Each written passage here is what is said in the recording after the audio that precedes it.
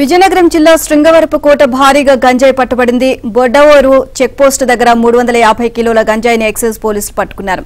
దీని విలువ సుమారు 40 లక్షల రూపాయలు ఉంటుంది అని పోలీసులు అంచనా వేస్తున్నారు. హర్యానాకు చెందిన లారీలో గంజాయిని ప్యాకెట్లుగా తయారు చేసి లోడ్ చేశారు. ఇక లారీ డ్రైవర్ను పోలీసులు అదుపులోకి తీసుకున్నారు.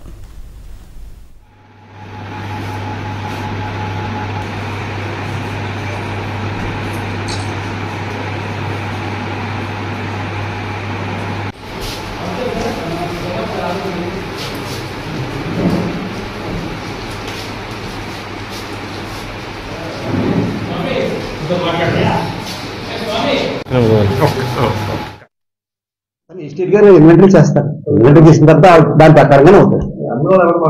బండి రిజిస్ట్రేషన్ అయితే హర్యానా, ఢిల్లీ నుంచి ఎక్కడ యాక్చువల్గా ప్రొక్లైన్ ఏదో పట్టుకుని వచ్చాడు ఎన్ఈడి జంక్షన్ కాడు.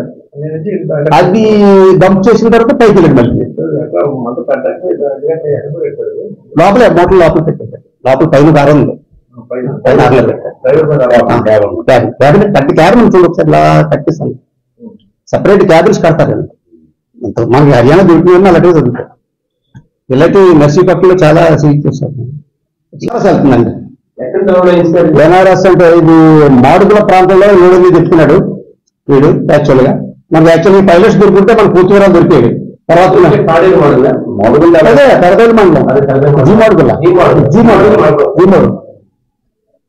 అదే ఈ విధంగా పారిపోయిన గురించి కూడా ఈ పైలట్స్ గురించి కూడా మేము ఎంక్వైరీ చేస్తున్నాం. వాళ్ళు కూడా అరెస్ట్ చేస్తే వాళ్ళని కూడా రిమాండ్ పెట్టాం. బొంగరం విలేజ్ లిమిట్స్.